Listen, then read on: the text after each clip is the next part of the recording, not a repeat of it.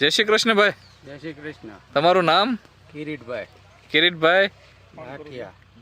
ગામ? બેલા. ગામ બેલા. તાલુકો? ગારિયાધાર. તાલુકો ગારિયાધાર. જિલ્લો? ભાવનગર. જિલ્લો ભાવનગર. આપણે આ કયું બિયારણ વાવ્યું છે? Rough and tough. ભીષ્મા કંપનીનું રફ એન્ડ ટફ. અને આપણે લાયા હતા ક્યાંથી? ગારિયાધાર સરદાર એગ્રો. સરદાર એગ્રો ગારિયાધાર. કેટલા પેકેટ વાયા છે? 7 પેકેટ. 7 પેકેટ. બધામાં આવો નવો કપાસ છે? હા. ક્યાંય આમ પીળો પીળ્યો કે બગડ્યો એવું કાંઈ? નહીં.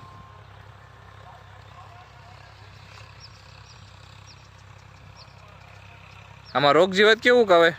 ઠામુકું નહીં. ઠામુકું નહીં. મહિના નિચાટી દવામાં. અત્યારે દવા આજ તારીખ 28/7/2025 એટલે 28/9/2025. આજે 7મું નોરતું થયું, આમ 8મું. છતાંય પણ ક્યાંય રોગ જીવાત નથી તમારે અત્યારે? નહીં, 1 મહિનાથી ની દવા સાથે. 1 મહિને દવા છાંટી નથી તો જુઓ પાન તમે એકદમ બધાય. એનું ફ્લાવરિંગ જોવા જોઈ જો ફ્લાવરિંગ ટૂંકી ઘડીએ સિરીઝ એકદમ.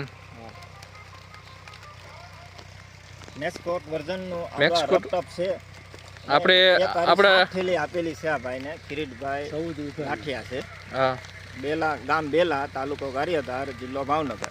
બરોબર. ગારિયાધાર સરદાર એગ્રોમાંથી મેં એને 7 થેલી આપેલી છે એક સાથે.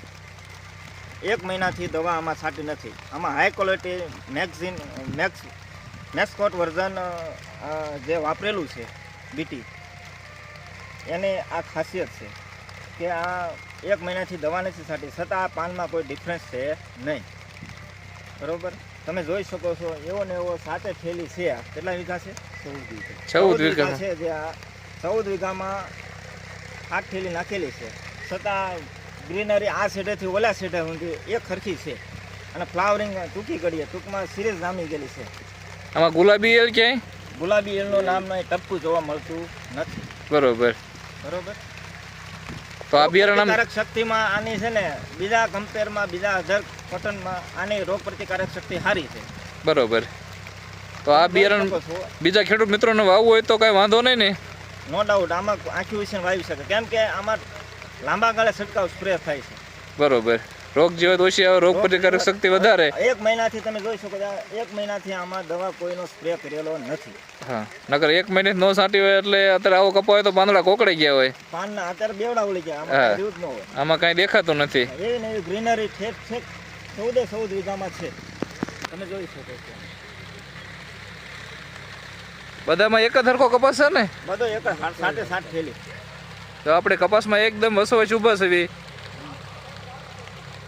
પાનમાં કોઈ ટપકા કે કોઈ જાતનો રોગ નથી દેખાતો, નથી કોઈ ફંગીસાઇડ સ્પ્રે કરેલો આમાં. ફ્લાવરિંગ એવું લાગ્યું આખામાં એક જ હરખું, ને પાંદડે બધા એક હરખા છે. ફ્લાવરિંગ લેટ વેરાયટી છે, ટૂંકમાં નેક્સકોટ વર્ઝન જે છે આ લેટ વેરાયટી છે. અને એમાં તે એકારી 10 ઇંચ વરસાદ પડેલો છે અહીંયા. બરોબર. તો આ પરિસ્થિતિમાં ઉભા અત્યારે ઘણા કપાસ ખરવા મળ્યા હતા. હા, બીજા પાકવા મળ્યા બધા કપા.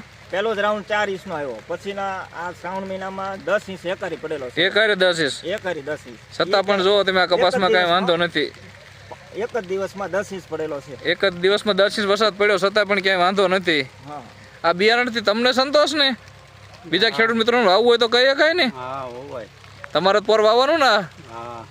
કાંઈ વાંધો નહીં. પાછા આપણે વીણાટ કેવો આવે, વજન કેટલો થાય, ઉતારો કેવો આવે, પછી પાછા આપણે મળશું. બરોબર. ખૂબ ખૂબ આભાર, ધન્યવાદ. બીજા ખેડૂત મિત્રોને ભલામણ કરજો.